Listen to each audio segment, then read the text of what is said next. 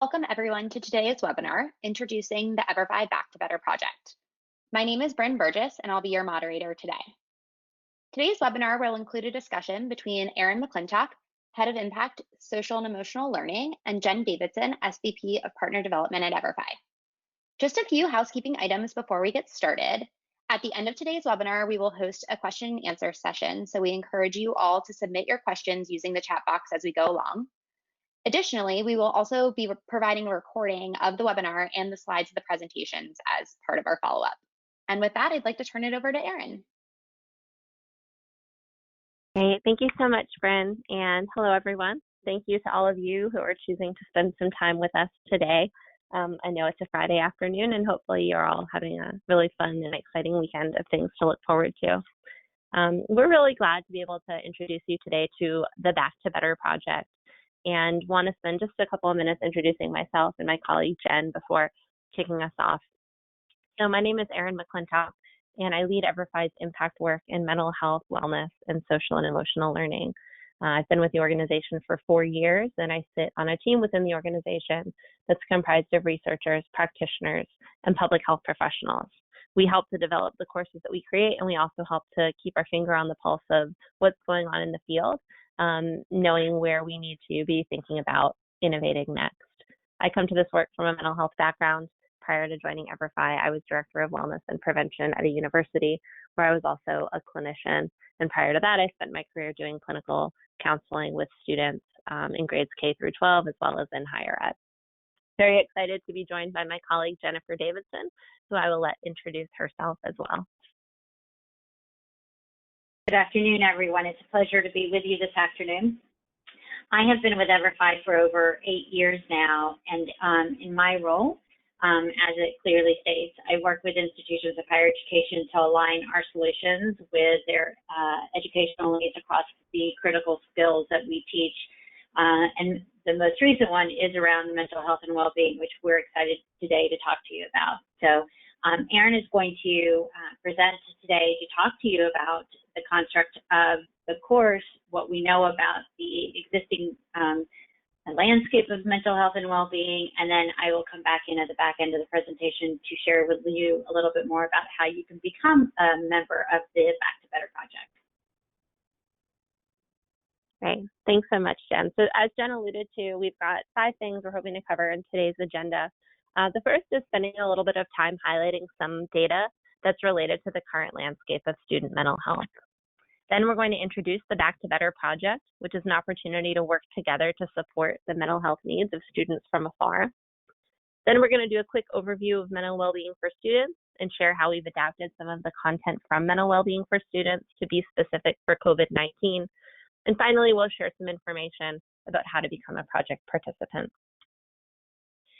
So as we get started, we wanted to spend some time, and we would be remiss to not spend some time looking at how much has transpired over the last 90 days or so. We already know that student mental health is a critical topic. It's something that has been so for the last half a decade and more, and it remains so, especially compounded by COVID-19. What you see on the screen are just a few of the headlines that have showed up on my newsfeed in recent days. We're at a really pivotal point, and many institutions are struggling with how to best meet the mental health needs of their students from afar. Many are moving to telehealth, which is absolutely important for those students who need it. But what about all students? As we approach today's conversation, we want to think about how we can work together to support, to empower, and to educate all students during this time as it relates to mental health.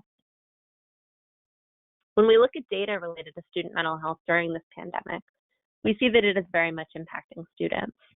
This is from a recent study of college students that was conducted by Active Minds, and 20% report that their mental health has significantly worsened.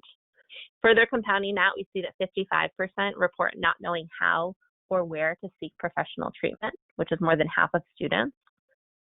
Nearly half report that they've experienced a financial setback due to COVID-19, and 80% report that they're experiencing loneliness or social isolation. Now, as a clinician, and there are likely some clinicians that are on here as well, we know that these 4 data points alone highlight a potential perfect storm of mental health catastrophe. We have students that are feeling isolated, that are feeling financial stress, that are experiencing challenges to their mental health and that they're unsure of where to go to even access care. Many of you may also know that Everfi, in addition to the work that we do in higher ed, provides education on a variety of other social and emotional learning topics, including mental health, to students in grades K through 12. And so this is some of our own data, which looks specifically at the experiences of students in 12th grade during this time, many of whom are graduating and many of whom are likely coming to some of your institutions or joining some of your organizations. We see some similar findings. We see that 42% of high school seniors are more concerned about their mental well-being, and nearly half are more concerned about their academic preparedness. Similarly, concerns exist about finances as well. We also see that more than half feel stressed and more than half feel isolated. As we think about the importance of mental health in the post-COVID-19 world, it's also critical to think about how are we reaching our incoming students and helping them to come to college as prepared as possible, especially in light of the current circumstances where some of our traditional mechanisms for doing so, based on distancing measures that we're putting in place, are by necessity having to look a lot different. So as we celebrate here at Everfi our 20th year of supporting the health and well-being of college students and their communities, we know that we have a role to play in being a part of making things better. Which brings me to our newest project, which we're calling the Back to Better project. So this is something that I'm really proud and really exciting to introduce because I was so deeply involved in the build of mental well-being for students, and I know how much value it has to be able to provide to the field. This project designed to provide institutions both with the opportunity to educate students on the critical topic of mental health, as well as to bring together a national cohort of committed institutions who are working to make a massive impact. Participants in Back to Better will get full access to our Mental Wellbeing for Students course, with the addition of customized content that's specific to this unique moment in time. This will include coping skills, resources, and discussing the dimensions of wellness, as well as pertinent topics like navigating grief, loneliness, and isolation. We'll also include content on seeking and offering support in a virtual environment, which I'll talk about more in just a few moments. Back to Better campuses, so the campuses that participate in this project, will receive access to a customized mental well-being survey through the course, which also includes COVID-19 specific questions to help better understand and meet the needs of your students. And on top of that, you'll receive benchmarking insights to gain an even deeper perspective into students across institution types.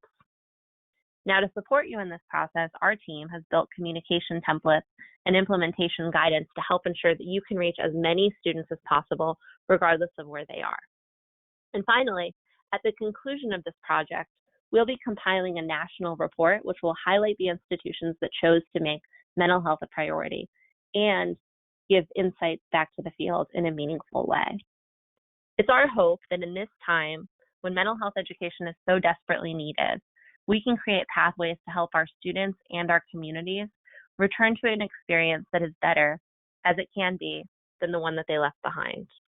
We're going to spend the rest of our time together sharing more about what this includes and go into more detail about the course itself, as well as the customizations that we're putting in place. Together, we really believe that we can go back to better. So before we begin talking about the course specifically, I wanted to just acknowledge something that's really important to consider as we approach the topic of mental health and wellness. And this is a slide that many of you may have seen or seen some variation of it. We know that when it comes to mental health, there are a variety of different experiences, beliefs, opportunities. We know that genetics plays a role. We know that environment plays a role. And we know that no student is the same. And as such, the same approaches might not work for every student. This spectrum highlights some of the things that are important to consider as it relates to your students. Now, of course, it's critical to have measures in place across the spectrum so that wherever a student is, there's a resource that is specific for what they're experiencing and how to make them, get them where they want to be going. While it's critical to have measures in place for treatment and continuing care, it's also incredibly important to provide opportunities for students across the spectrum, moving upstream, to have access to preventative information, how to support themselves during trying times, what kinds of resources are available, how they can leverage their own strengths and confront the challenges that they might face. Our approach is one, and the approach of mental well-being for students is one that falls primarily in the prevention wheelhouse, so over on the left. And we believe that it's a really critical starting point for reaching as many students as possible, regardless of where else they may fall on this continuum. Now, for those of you who are unfamiliar with mental well-being for students, it's a population-level course that's designed to provide essential mental health education to students and equip them with the skills that they need to build and maintain positive mental health, to promote conversations about well-being, and to recognize some of the signs that they or a peer might be in need of some additional support, as well as resources for accessing it. Imagine, if you will, when you're coming into college, we often get inundated with information about what financial aid is available and what we need to do to register for our residence hall and what steps we need to take to make sure we get the majors that we want. We really aim to apply the same type of educational experience to the topic of mental health. Here are the skills that you need to know. Here are the things that you have at your disposal when you arrive at your institution. Here are some of the challenges that you might face. And here are some steps that you can take should you realize that you might need some additional support. The course is entirely online, and it was designed to be mobile first, meaning that a learner who goes on it through a smartphone or through an iPad will have the same type of learning experience as if they were going through it on a desktop. And that was very important to us, knowing how many students use their phone as their primary method of accessing information. It consists of 4 modules, which we'll talk about in more detail momentarily, and it's self-paced, so students can go at it at their own pace. All of Everfi's courses are deeply connected to data, from development to deployment and beyond. And I wanted to share with you some of the inputs that we've utilized along the way, because this is what we used when we developed mental well-being for students. The first step was recognizing that there was a need for this course. And we started out by doing our discovery process. Before we even started an outline of the course, we engaged in a variety of research processes to make sure that we were going to be on the right track. First, we looked at our already existing data and supplemental questions related to mental health that we'd added into our existing courses to get a sense of what needs existed, who students were talking to, how comfortable they felt intervening, etc. Additionally, we conducted a comprehensive literature review where we pored over all of the research that we could find on collegiate mental health, counseling, population-level mental health, public health as it relates to emotional well-being, effective therapeutic modalities, stigma, thriving, and so much more. And we conducted interviews with dozens of partner institutions from a large, diverse variety of institutional types. D1 schools, research institutions, HBCUs, MSIs, state schools, community colleges.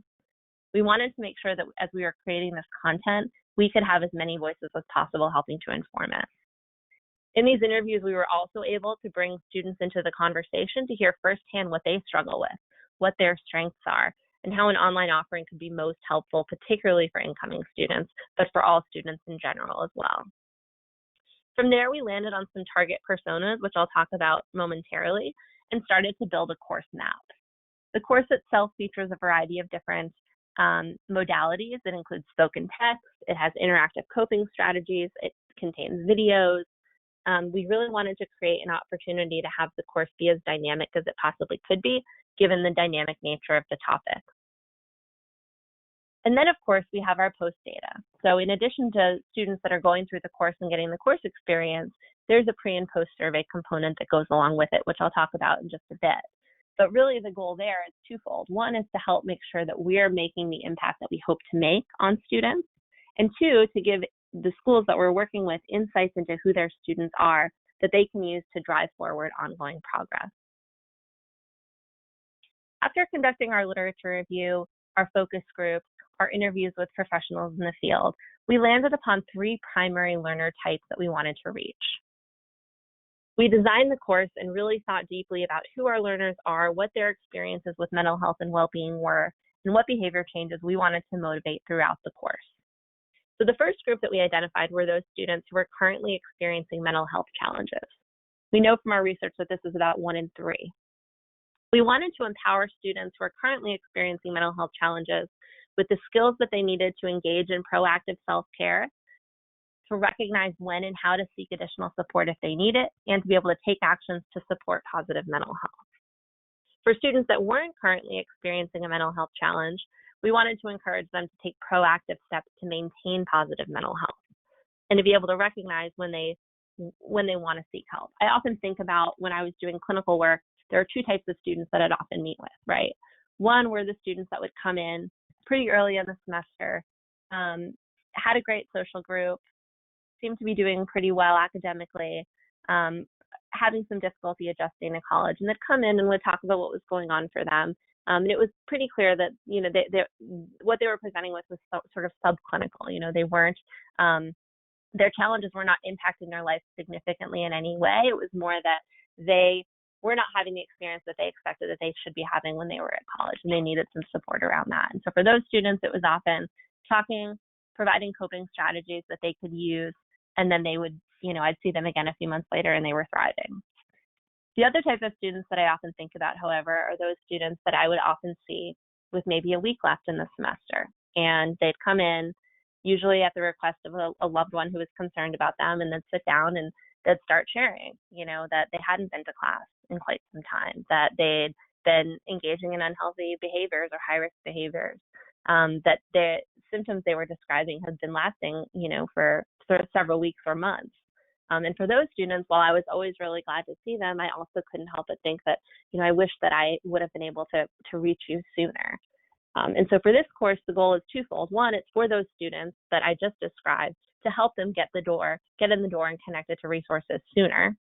But for the students like the first one I described, to give them those skills that they may not otherwise have access to, and really empower them to have agency around their own mental health, so that if they do choose to seek out counseling, great. But if not, they have the skills that they need to support their well-being in general. And then finally, for all students, we wanted all students who are going through this course to come away with it with a better understanding of the importance of caring for their mental well-being, guidance on how to support their peers, because we know that peers are the most common person that a student's going to go to share their mental health challenges. And also what they can do and say if they encounter their own challenges to their well-being while in college or in life. The course features 4 modules. The modules focus, again, on a hybrid of text, video, audio, learner activity, gamification, and we open with a basic understanding of mental health as an important part of physical health, and a call for students to get a sense of their own baseline. In this section, we also acknowledge what can be expected in college, and how this might look differently now, given the circumstances. In Module 2, we explore the development of healthy practices. This is an opportunity for learners to identify ways in which they can engage in some daily practices to maintain positive mental health with specific strategies. For getting enough sleep, eating nourishing foods, finding ways to meaningfully connect with others. But we also wanted to take it a step further. So in this section, we also provide learners with enhanced practices that they can use should things begin to feel overwhelming. These are techniques that are rooted in cognitive behavioral therapy, and we really bring them to life through technology. For example, a guided meditation or the introduction of some accessible grounding techniques, the practice of thought stopping. These are all introduced and heavily informed by our team of subject matter experts to be applicable whether or not a student has been or will be in counseling after their standalone techniques that can be very useful in the context of therapy if that's the route that a student goes, but also just as helpful on their own. In the third section, Recognizing Challenges, we dive deeper into some specific mental health challenges that may warrant reaching out for help. And this is the section where we really utilize the expert voice of therapists. We feature 2 therapists in the course, Dr. Manny Mount, who's from UC Irvine, and Dr. Broderick Leaks, who's from USC. And they provide learners with an inside perspective into the world of counseling, why some people seek out support, what a counseling session might look like, what's the difference between general stress and when something might be more severe. We also explore here some of the warning signs that someone's thinking of ending their life and how to intervene in a way that's compassionate, demonstrating concern and still allowing you to take care of yourself. Module 4 then takes us even deeper into getting and giving help. In this module, we explore methods for validating friends, helping them to get connected with resources. We also, in this module, feature Active Minds Validate, Appreciate, Refer method as a way of introducing students to some language that's accessible and comfortable to use. Students are provided with access to a resources section, which also features national and customized resources from an institution. And we also have access immediately to a suicide prevention service displayed throughout the course. So if at any time a student feels they'd benefit from some additional help, they can reach out immediately. The course also features a student engagement section, which allows those that are implementing it to receive the contact information of students who indicate that they wish to be involved in ongoing efforts around mental health promotion, whether virtual or when the time comes that students return to in-person gatherings on campuses there as well. Now, recognizing the importance of this particular moment in time and the impact that it is having on the well-being of students, our team mobilized to adapt mental well-being for students as part of this Back to Better project to feature content that's specific to what students may experience now. So in addition to all of the things that I just shared with you that students can learn about, you'll also see here in red the custom pages that we've created in each section of the course.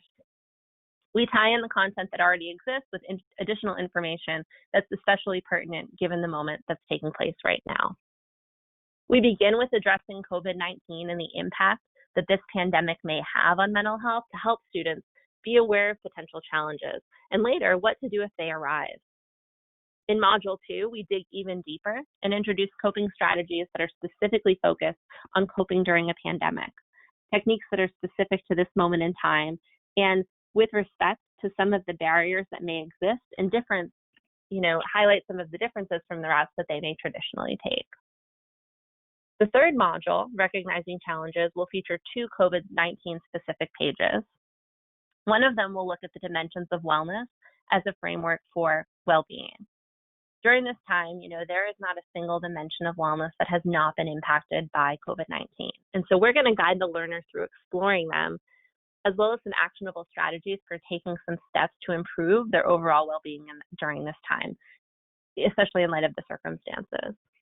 We also recognize, and we're hearing from students we're talking to, how many are experiencing grief, either from losing a loved one or from mourning the loss of experiences, rites of passages, and other things that COVID-19 has impacted. So in this section, we'll discuss the role of grief, of loss, we'll validate student feelings, and we'll explore some strategies for getting through some difficult times. The last section, Seeking and Offering Help, will also have 2 new pages. The first is support and guidance for helping in a virtual environment.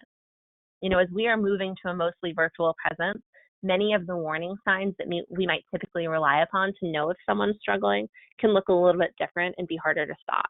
For instance, we can no longer see them in person sometimes. We don't know, that they're doing well because we're not laying eyes on them all the time, or they're not our roommate anymore. We're not able to gauge as much how they're appearing in class. And so this page will provide students with strategies for recognizing some of the signs from afar, as well as providing them with the skills needed to show support in a virtual environment, because again, that can look a little bit different than those face-to-face conversations. And finally, we recognize that counseling looks quite different now, and for many students and many institutions. So we've also added a section which features national telehealth and counseling resources, as well as guide students through some of the steps that they can take towards seeking out counseling if they feel they'd benefit from it, to help build up that agency of knowing, where do I even begin? Where can I go? By enriching the already robust nature of mental well-being for students with this enhanced content, it's our hope that we can work to help students return to their campus communities in whatever variation of a campus community that looks like, with as optimal mental health as they possibly can. And we also want to recognize the importance of data. So mental well-being for students features a core course survey, which provides insights into the attitudes, behaviors, and beliefs of students and allows institutions to better understand students and their needs. Now, at a time like this is more important than ever. So in addition to the current survey, which measures experiences, perceptions of campus climate, help seeking, and students' attitudes and beliefs related to mental health, we're also putting together some COVID-19 specific questions to help your institution recognize the needs of your students and prioritize your own efforts moving forward. You'll also have real-time access to these data insights, and you can use them to drive ongoing change. So with that, I'm going to hand it over to Jen to talk a little bit more about this project, how it will work, as well as highlight some next steps. Erin, thank you so much for sharing the why behind the Back to Better project. As Sarah Brown and Alexander Casca wrote recently in a Chronicle article, the COVID-19 era seems exactly like the right time to educate students on how to manage the intense sadness, isolation, and anxiety that they are feeling. Institutions who participate in the Back to Better project will not only be able to answer the call by many college and university presidents who have expressed mental health concerns as one of their top priorities, but also help the institution demonstrate compassion and empathy towards students in a way that embodies the mission of higher education, which can simply be defined as educating students. And if COVID-19 has taught us anything, it is that the principles of public health must apply in order to demonstrate impact and outcomes. Erin took us through the why, and I'll briefly reiterate the benefits of the Back to Better project before reviewing the how, and then we'll pause to take some questions. The benefits of participating in the Back to Better project would include, as Erin mentioned, access to the mental well-being course for the COVID-19 specific content that she just reviewed, in addition to those critical custom survey questions that will help assess COVID-19's influence on mental wellness specific to your student population. It also includes the communication and implementation guidance from our well-versed account management team, and also, and not least, the benchmarking and brand recognition an institution will have in demonstrating care and empathy for their community. So, Erin, if you can actually move forward, we can now go to the point of discussing the how and the timeline. First, of course, institutions will need to indicate their interest. You can actually reach out to me directly. My email address is jdavidson@everfi.com. And for your convenience, Bryn will be adding a poll question at the end of this presentation to ask if you're interested. In addition, the Everfi team will follow up with additional materials providing information, and if you're interested at that time, to schedule a brief follow-up call with me. I know that no decision can be made without clearly understanding the financial impact. We have been given this particular consideration given the current environment, and I'm so pleased that Everfi is providing the opportunity for institutions to be project participants for a $2,500 participation fee. The details of this fee will be shared in the agreement to become part of this one-year project, which would obviously be the second step in becoming a participant. As you can see, we're asking for institutions to make decisions within a relatively short period of time, as there are implications to deployment strategies. Once we have our cohort of institutions, we'll hold a kickoff call, aligning the participants and providing the necessary information for institutions to initiate their participation on campus.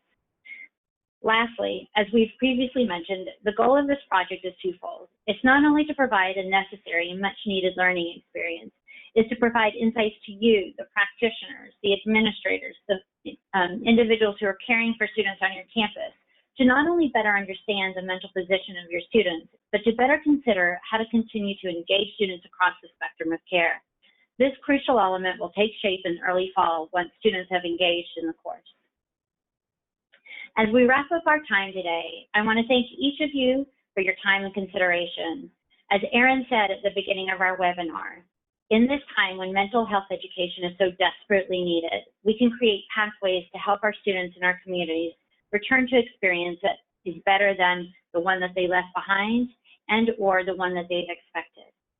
So now I'll turn it over to my colleague Bryn to launch the poll, and then we'll also have time for questions. Okay, great. Thank you so much. As Jen mentioned, I'm going to go ahead and launch this poll. If you're interested in becoming a participant, just feel free to click yes or no, and then we will follow up with you afterwards. I'll give you guys just a couple of minutes.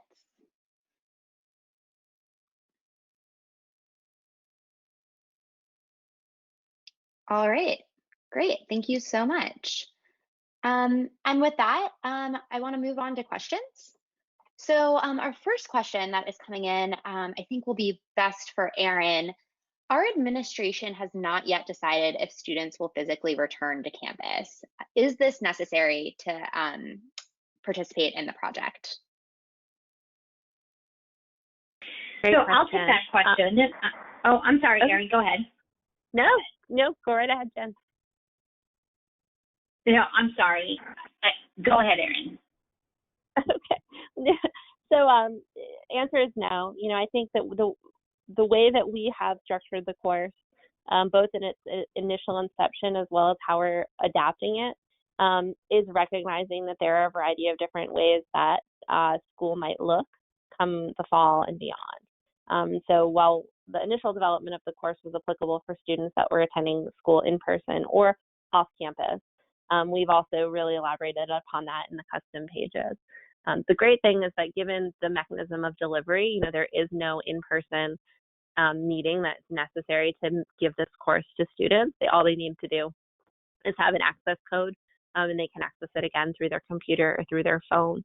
One of the ways that we're seeing a lot of schools thinking about using it is to help bridge that experience so that students feel like they are connected to the physical campus community, even if they aren't.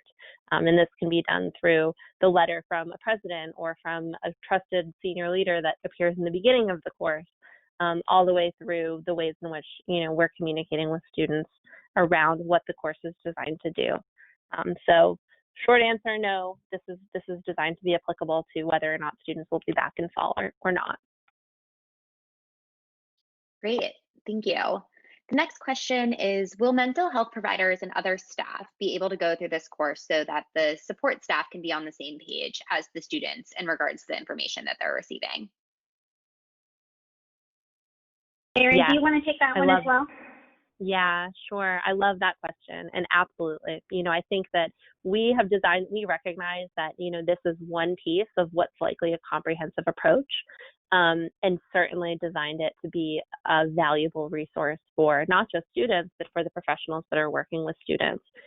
We've worked with some schools to take some of the content that's in the course and actually adapt it into offline materials that, when a student is coming into the counseling experience, the counselor can say, hey, do you remember that in mental well-being for students, you went through the practice of thought stopping? What was that like for you? And maybe we can use that to talk during our session today. So totally recommend and would be thrilled to have as many staff at the institution that want to use the program to bolster your ongoing work.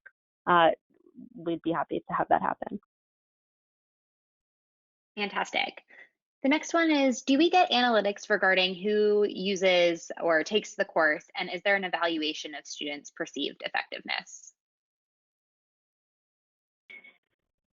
Erin, do you want me to take that question, or would you like to take it? Either one. I'm happy to take it, or you're welcome to. Go ahead.